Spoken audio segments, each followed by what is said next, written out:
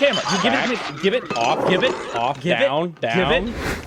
Hey guys, I'm Joey, video producer for Screened. Thought I'd spend a few moments in front of the camera today to share with you some of my favorite films this year. I'm dividing this up into a few categories. First is my guilty pleasure pick, then going to my honorable mention, and lastly, my top 3 films of 2010. My guilty pleasure pick is Nimrod Antal's Predators. Its group of mixed match badasses simply dropped on a planet and hunted, tickled the 80s nostalgia fancy me that I was hoping and expecting from the Expendables. Sure, it's got some real pacing problems and a horrible closing line, but fantastic action sequences and the unabashed throwbacks to the original Predator, both technically and narratively, such as the slow dissolved transitions to the meditative use of hunting tactics, all complemented by Adrian Brody Schwarzenegging it up, left me in a complete state of giddy. My honorable mention goes to Christopher Nolan's Inception. This was a hard one not to put in my top 3. I really love this film. I'm a huge sucker for a good heist, dapper dresswear, and some good old Wally Pfister cinematography. Nolan was blessed to work with actors that were able to seamlessly move to the rhythm of his film and prove to be such a likable ensemble. This was a classically structured film wrapped in a unique package of concepts that were melded together and executed so well. Great action scenes, great set design. It's the kind of smart blockbuster I hope for every summer. My number 3 pick for film of the year is Shutter Island.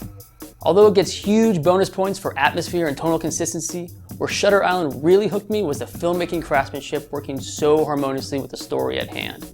We realized early on there was something very mentally wrong with U.S. Marshal Teddy Daniels as he investigates a missing woman on Shutter Island. Scorsese then uses simple editing techniques, character tics, and a situational study to feed us just as much information as we need to preemptively construct the plot twist scenario that we know is coming, only to contradict that solution we came up with a mere few moments later.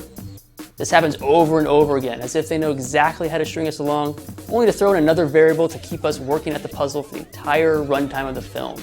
I was so mentally exhausted by the end of this movie, I practically welcomed the very unpopular whiteboard of truth sequence choice. Don't get me wrong, I mean this in a very good way. It's pretty awesome that a film can evoke such interaction from me as a viewer. Edgar Wright pulled off something pretty incredible with this film, matching graceful editing with narrative-fueled effects, taking place in a world of nonsensical rule sets, populated by characters that exist there perfectly. A wonderful high-energy variation of that teen idea of the world revolves around me. We follow the selfish slacker Scott Pilgrim as he battles the baggage of the new love of his life, Ramona. However, it was supporting character Knives Chow I fell in love with. Ellen Wong plays Knives like a living and breathing emoticon, as she travels in the parallel character arc to Scott, even going as so far as to completing it, where Scott falls slightly short. And Kieran McCulkin as the Playboy roommate, hilarious. This flick was entertaining, fun, and a visual delight. Black Swan takes film of the year for me. Natalie Portman was fantastic as Nina, the obsessed ballet dancer who takes on the dual role of the White and Black Swan in the production of Swan Lake.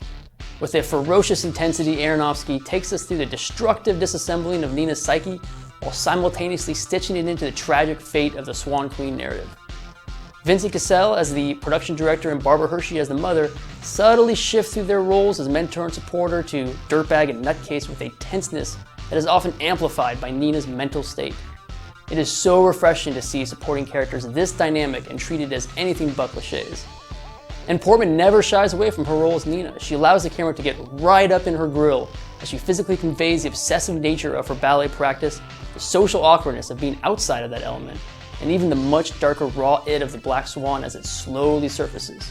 The score fit great, like it was mapped right out of an opera ballet, and the third act ramps up in intensity from an already insane film as it closes out the production with the necessary and inevitable ending. I love this film. So that does it. Those are my thoughts on the films of 2010. Pretty good year in my opinion. You'll probably see me again next year when I give you my thoughts on the 2011 films.